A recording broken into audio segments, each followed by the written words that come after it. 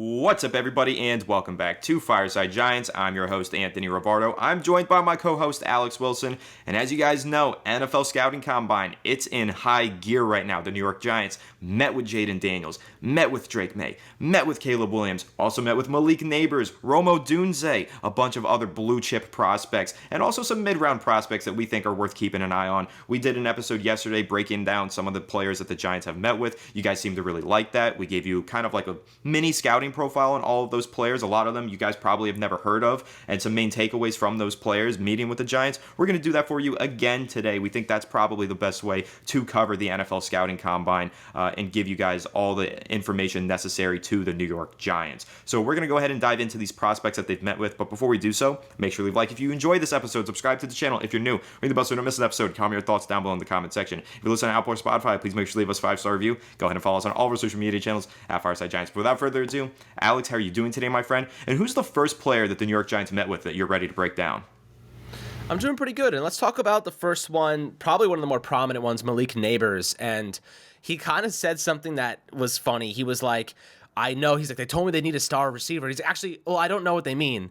I don't know what they're going to do, and it was kind of funny for him to kind of react that way. Obviously, they told him that they're looking for that top-end guy. Like, can he be that top-end guy? And he said verbatim, Brian Daboll really likes me. So, if the Giants find themselves not drafting a quarterback and they're sitting there at 6, you better bet on it that Malik Neighbors is going to be their pick if he's available, because it seems like he kind of gave away the draft plan a little bit if they do like him that much. But Neighbors is an explosive player out of LSU. Top-end acceleration, top-end athletic profile. Dude is electric after the catch, good hands, WR1 confidence. This is a guy that, on a rookie deal, you're going to get a lot of production and value out of. And the one thing I know people rushing to the keyboard right now on YouTube, who's going to be throwing him the football? Well, guys, I'm wondering the same freaking thing you are. I don't trust Daniel Jones to be the QB1 of this team long-term either. At least the majority of us are kind of in lockstep with that. But maybe the Giants go and try to say this. Let's go get a Spencer Rattler in the 3rd round and develop him for a year and see what he can do. See if he can be something. Let's see how he develops. Maybe we go get like a Bo Nix or a Michael Penix, in the 2nd round, see if they develop. There's a chance that happens. We'll see how the Giants go about this draft. But Malik Neighbors, I know superstar. This guy has legitimate superstar potential. I know you have him graded above Marvin Harrison Jr. on your draft board. So, why do you think that Malik Neighbors would be a good fit for this Giants team? I think it's pretty self-explanatory, though. It's pretty self-explanatory, but to give you guys the quick scouting profile on Malik Neighbors, he wins at all 3 levels. Also, he's dynamic after the catch, and I think that's a really rare combination, where when you look at a guy like Marvin Harrison Jr., he's going to be the consensus number 1 receiver on most people's boards, but I'm not the only one that thinks Malik Neighbors is better, okay? If you go on NFL.com right now and you take a look at Lance's Airlines player grades, he also has Malik Neighbors number 1. I've seen other people in the draft community take Malik Neighbors and put him in number 1. It's very close, though. It truly is like a 1A, 1B situation, but I just lean Malik Neighbors because, first of all, he's playing in the SEC at LSU products at the wide receiver position. I mean, take a look at Justin Jefferson. Take a look at the career Sterling Shepard had, or he played for Oklahoma. I meant Odell Beckham Jr. We've seen a lot of wide receivers come out of LSU and have a lot of success, and a lot of that has to do with the fact that they were playing in the SEC. Now, outside of that, though, watch Malik Neighbors play. He's so shifty. He's maybe the best route runner in this 2024 draft class, and route running is paramount. If you're a good route runner, that's what translates most to success at the next level, much greater than maybe contested catches would. But also contested catches, Malik Neighbors does those pretty well, and he's dynamic after the catch. So I just love him. I think he's the most complete wide receiver in this draft class. I think that he's going to have a tremendous NFL career, and if the New York Giants can't go quarterback in round 1 because there isn't one on the board or they're unable to trade up, Malik Neighbors at number 6, lock that one in. That's my favorite pick for the New York Giants. I would love to have Malik Neighbors on this team. Of course, I'm questioning who's throwing him the ball. How does it work out? I'm not sure, but if the Giants can't get a quarterback, the number 1 player that I do want who's not a quarterback, it is Malik Neighbors. I think he's truly elite. But Alex, let's break down the next player. Who else did the Giants meet with?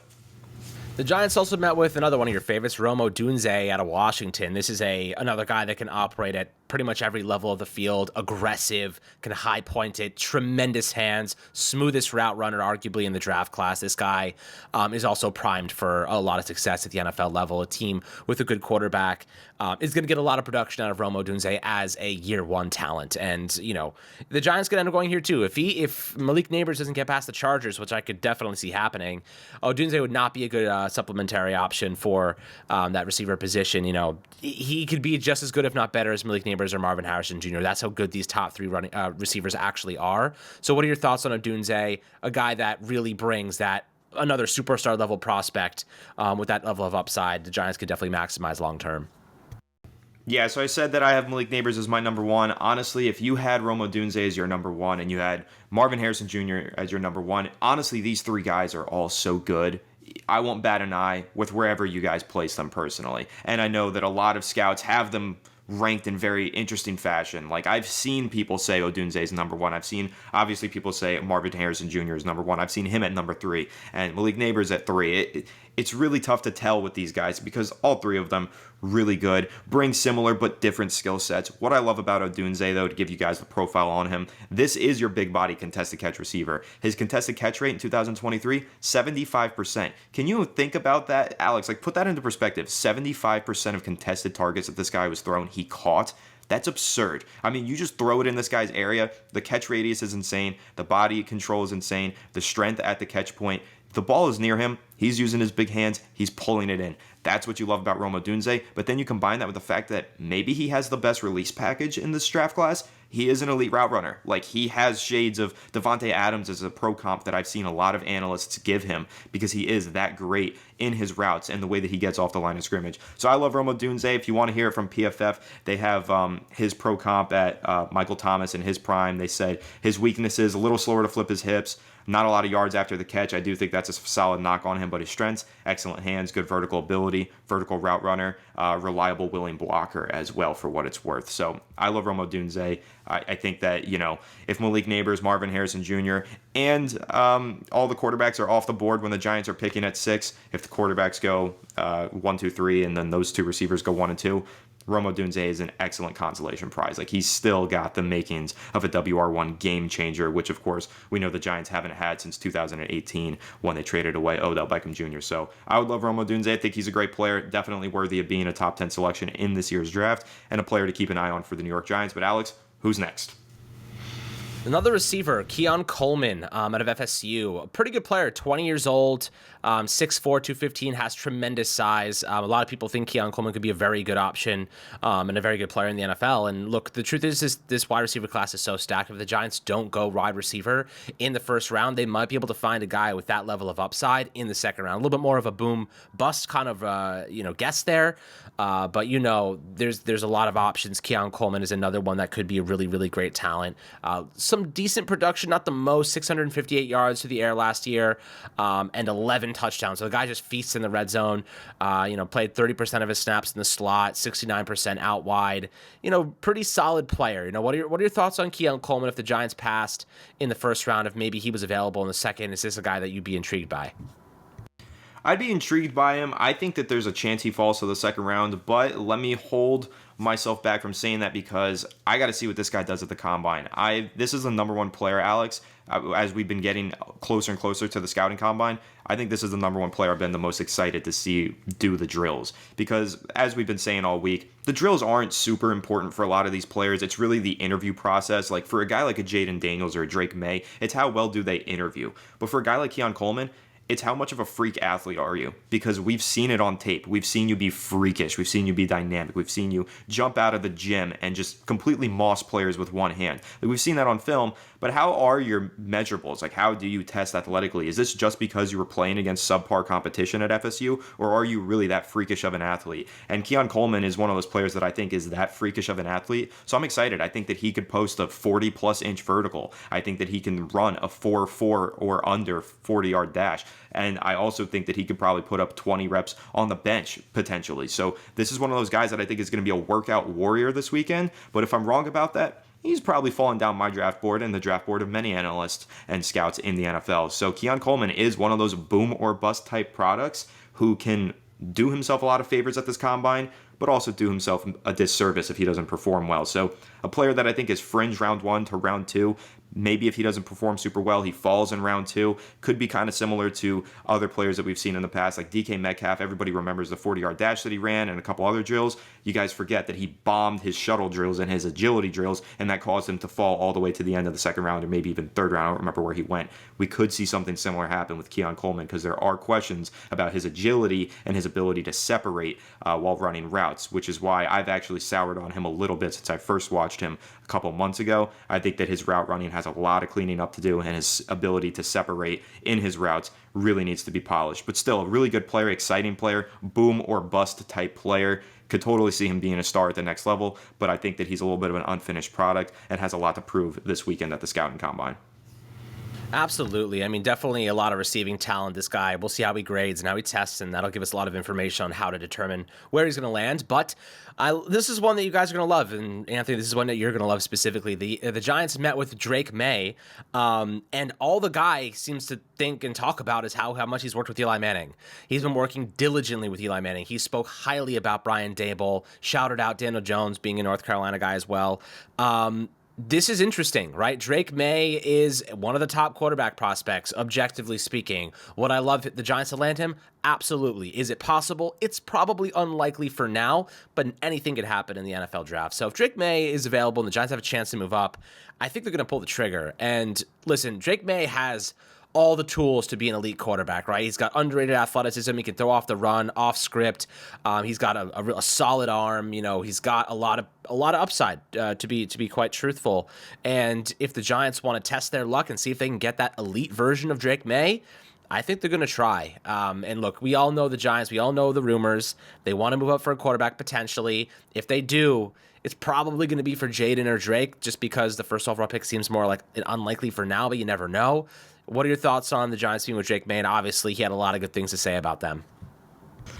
I have quite a lot to say here. I'm going to try and keep it brief. You guys know how I feel about Drake May. I got riled up this morning when I saw a few of his quotes at the Combine. I got really excited. I mean, how about this one? Drake May says Brian Dable is one of the best offensive minds in the NFL. He said that while basically giving a glowing review of the Giants organization. How about this next one? Drake May on working with Eli Manning in the pre-draft process. Big fan. Eli would probably say I've seen him too much. I've been following him around. Also said he's probably sick of me. Love it. Next one. This is my favorite one, Alex. This one got me so hyped. You don't want a game plan for me. You want a game plan with me. Spoken like a true king. Like, that is what I love to hear from an NFL quarterback prospect. Drake May is the one, guys. I'm telling you, if the Giants could trade up and get Drake May, I am going to be over the moon. You guys are going to see an incredible reaction out of me when we do our live stream for the NFL draft if the Giants somehow trade up and land Drake May. There's been a lot of buzz at the Combine, too. I was reading that a reporter said scouts are starting to say if the Giants do make that move, it probably is for Drake May. It sounds like that's the guy that they like the most. And it really sounds like that's the team that Drake May likes the most. I think he wants to be a Giant, and God damn it, I want him to be a Giant, man. Make it happen, please. I am begging you. I love Drake May. I think he's an absolute stud. If you guys want to hear some of his stats, and rather than just hearing me glaze this guy all day long endlessly, I'll give you some of the stats on him too from the Pro Football Focus draft guide. Their strengths, they said he's light on his feet, powerful flick of the wrist. They gave him the number 3 ranked passing grade, deep passing grade out of any quarterback in this class. He had a 99 no pressure grade, or ranked in the 100th percentile on passes to the sticks. 100th percentile on no play action grades, so just those clean dropbacks, which you love to see, and 91st percentile on negative play percentage, meaning he was rarely putting the ball in harm's way or having poorly graded plays in the eyes of Pro Football Focus. Very low turnover worthy play rate at 1.9%, tied for 7th in the draft class, while also having the tied for 8th best big time throw percentage at 7.5%. So it means he's pushing the ball downfield, he's making big time plays, but he's also keeping the ball out of harm's way. I personally think there's a lot of Josh Allen to his game, because when he does make a bad play, it's like, what the F did I just see? Like, what were you seeing there, Drake May? Jumping over players, getting hit midair, throwing the ball up into double coverage, or just not seeing the secondary defender in coverage. He has those lapses on tape. They're pretty apparent, but he also has throws that make you say, oh my God, that's Josh Allen in the prime. Like, that's Josh Allen in the fourth quarter making a comeback. That's what he looks like. So I love Drake May, man. I think that his tape is a lot of fun to watch. I think that, a lot of people agree with me. I've seen a lot of people say he's QB2. I've seen him honestly fall to QB3 for a lot of people. Staying firm is QB1 for me, man. Give me Drake May and the New York Giants. That's all I want this offseason. Yeah, I mean, look, I'm not going to be upset if we land Drake May, that's for sure. Jaden Daniels is my guy. He also met with the Giants. I want to throw that in there if you are still willing to consider him. But, Jaden Daniels obviously is a dynamic athlete. You guys know my take on him. I'm not going to go too much into it, but he did meet with the Giants, said that they basically gave him the clicker and said, go at it, buddy, have fun with it. And they let him go through his offense, go through what he sees, go through what he knows, go through what his reaction to things are. And he said the guys like Brian Dable, they had a lot of good energy. They were really great with him, and he loved it. So you love to hear that as well. Obviously, there's a lot of offense. This is going offense, guys. Like this first pick is offense for us. Objectively, it's going on the offensive side of the football. The Giants seemingly had a good time with Jaden, May, Malik Neighbors, Romo Dunze said great things about them. So all these top blue chip prospects are certainly getting their work in with Big Blue. Now another pass rusher we didn't mention yesterday, I wanted to talk about him for a second, in Isaac from the Penn State, kind of playing second fiddle to Chop Robinson. This is a good player, though. Doesn't have like the most functional strength, probably a third round kind of option for the Giants, but this dude has legitimate developmental upside. I love to dabble in that upside because the Giants need more guys that can become something good instead of guys that are really only going to peak out at mid. I think a guy like Adisa could be a really solid player for the Giants if they develop him the right way. I think in a perfect world, you sign a free agent pass rusher and you put a guy like Adisa right behind him and just let him learn. Let him learn from Andre Patterson. Let him pick the brain of some of those experienced guys and just get better because of that. And then long term, you have a really good rotational piece who can be an impact player for you. So, what are your thoughts on Adisa? Really solid player, benefited a lot from having Chop Robinson alongside him and that type of versatility. Has some good size. I think there's a lot of room there to grow for him. Plenty of room to grow for Adisa Isaac. I like this player a lot. This isn't Chop Robinson. We've discussed him before on the channel. Chop Robinson, I don't know if you saw Alex, his combine performance was special. I think he ran in the 4.4s, but we knew that was coming because if you watch him on film, he's just like an absolute freak of an athlete. He's super fast. But when you watch Adisa Isaac, it's a little bit different. You're not seeing this freakishly athletic player. Actually, to that point, here's his relative athletic score. It was an 8.82. He's very undersized in his weight at 247 pounds, but he does have pretty good speed at 4.7, 40-yard dash, ranked in the 80th percentile for edge rushers in this class, and had a pretty nice 10-yard split of 1.64. A lot of explosion out of him too. 10-foot broad jump. You'll love to see that. But Adisa Isaac, stout run defender. Even though he's a little bit underweight, he's still really solid in his technique, setting the edge and being that run defender. A lot of room to grow, though, as a pass rusher, in my opinion. I think he could kind of use some more speed off the edge, a quicker first step, a little bit more to his pass rushing move repertoire, but he's pretty technically sound. He's more of an outside linebacker than he really is a defensive end, though, so I do have questions about how he fits in with the New York Giants, because at his size, he's probably going to play in that 2-point stance as a stand-up edge rusher like that you saw with the Giants pass rushers under Wink Martindale. But under Shane Bowen, these pass rushers are going to be standing up and getting down in the dirt. How does Adisa Isaac fare in that regard? I think that's something that's going to take him a little bit of time to get used to and adjusted to at the NFL level. But a really good player here, stout run defender. I think that he can make a pretty instant impact for the New York Giants if they were to land him in the second round. But I don't think that he's quite the prospect that a guy like Chop Robinson is in terms of his pass rushing capabilities, but really like him as a run defender and think that he'd be a solid pickup for the Giants in round 2. Absolutely. So I'll kind of like rapid fire a couple of names right now. Audric Estime met with the Giants. Big fan of his as well. Bulldozer, type of guy that instant impact for a team that looking to maybe reduce costs at the running back position. J.J. McCarthy met with the Giants. He had a lot of good things to say about them. Really well-spoken kid. Not my favorite at number 6, as you guys know, but J.J. McCarthy at 21 years old, is certainly well-spoken and educated. So I do appreciate that from him, and his character is something of note for me. Next guy, Cornelius Johnson, a 6'3", 208 pass receiver out of Michigan. Giants have done a lot of work on Michigan players, a lot of work. At least 4 or 5 players over the last 2 days they've met with, which is the most of any specific team, in my opinion, so far. So clearly they're interested in that team. It looks like they're trying to look for winners, guys that are coming from an organization that just came off the championship and, won a lot of freaking football games. And, their passing game wasn't altogether that electric, but Cornelius Johnson, Roman Wilson, some good players there, man. And Johnson wasn't the prominent piece, 604 yards and 1 touchdown, but maybe a guy that's developmental, has some good skills, and in an offense that really wasn't focusing in on passing the ball, maybe there's upside there to have. So, I'll let you give your take shortly here on Cornelius Johnson, J.J. McCarthy, and Audric Estime. Definitely some good prospects the Giants are kind of taking a peek at. I freaking love Audric Estime. I think that he would be an awesome selection for the New York Giants, maybe on day 2 as a running back with that FU mentality, right? That punch you in the mouth mentality, that Brandon Jacobs playing style. Like, this guy is a bit of a bulldozer. He's 5'11", 227. He's built to play running back at the NFL level. I just love the way that he plays. I think he's stellar, and I think that he's one of those players that you find on day 2. He could probably plug and play for you as a starter in year 1, and if you do give him some time to develop and maybe become a little bit of a better receiver, I think that's a weakness for him. He could be an all-around player for you and a really, really exciting one for the New York Giants. So I love Audric Estime.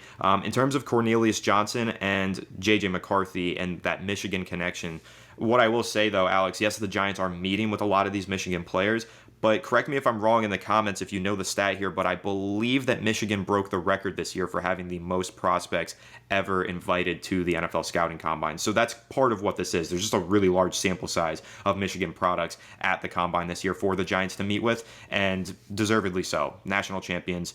Incredible college football team, really, really good this past season, and they have a lot of players who are going to become very solid pros. Chris Jenkins on the defensive line as well. It's a player I think we mentioned yesterday, but maybe didn't fully dive into. Another guy to keep an eye on, maybe if he falls into the second round for the New York Giants. But J.J. McCarthy, Cornelius Johnson. What I'll say about Cornelius Johnson, this is a day 3 player, developmental player, maybe goes undrafted, but what you do want to take a look at here is size. I think that the Giants have been looking at a lot of receivers with size. Cornelius Johnson at 6'3", 208 pounds kind of indicates to me that the Giants are still looking to get bigger at the wide receiver position. Not only better, but larger than life. They need these players that can be on the boundary and on the line of scrimmage. Cornelius Johnson has those developmental tools as a large-bodied X receiver. Now, J.J. McCarthy, I'm going to give you my take on this, Alex. Please don't come across the screen and shoot me, but I will say I'm warming up to him. I'm warming up, all right? I think that J.J. McCarthy, there's a world that exists where he does develop into a top quarterback. Now, it's not a top quarterback like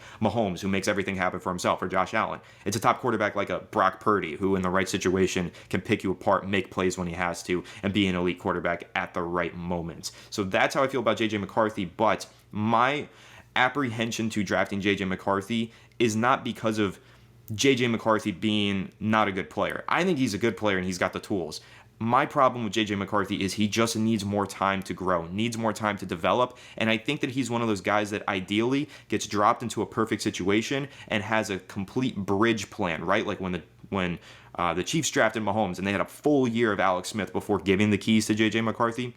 I don't think the Giants can do that with McCarthy. I think what's going to happen with McCarthy, he's going to get drafted inside the top 10 to be some team's savior, and I don't know if he can do that from year 1, and it might stunt his growth really badly. So I like J.J. McCarthy. If the Giants do end up getting a veteran quarterback in free agency that we feel like could be a good bridge for a guy like McCarthy, then I might be more open to it. But really, my baseline thinking here is this is a player that needs to sit for a year before he starts in the NFL. I don't know if the Giants can give him that year. If they can, I think I'm in on it. I think I'd be here for it. If they can't give him that year to develop, though, I fear that they're going to kind of Daniel Jones him, ruin him. And that's to Daniel Jones' credit. I think he was a better player than what the Giants made him out to be. They really ruined him in many ways. I don't want to see them do that to another quarterback like J.J. McCarthy, who, as you mentioned, really good guy off the field. So anyone else that you want to touch on before we wrap this thing up, Alex? Honestly, I think we hit on most of the prospects that the Giants have met with. I'm warming up to JJ, not at 6. I still way out of that range. I think that's a huge reach, and the only reason he's getting drafted as high is because people are concerned about next year's draft class, and I don't see it. But 20, sure. top 10, not for me. That's not my preference, but you know my situation on that. But yeah, I think that pretty much wraps up the players that the Giants have met with. Of course, like if we missed any, let us know in the comment section, and we'll follow it up tomorrow or this weekend with more episodes on who they have met with, and we'll break these players down for you so you have some insight into what exactly is going on. But I hope you guys are enjoying this episodes, kind of taking a look at who the Giants are looking at and trying to piece together some of these trends. Obviously, very much focused on the Michigan team, so we'll see if they land any of those guys. Yeah, I think you can almost bet on the Giants getting at least one Michigan prospect at some point in this draft. They seem really interested in that. But they look really interested in a lot of these blue chip guys.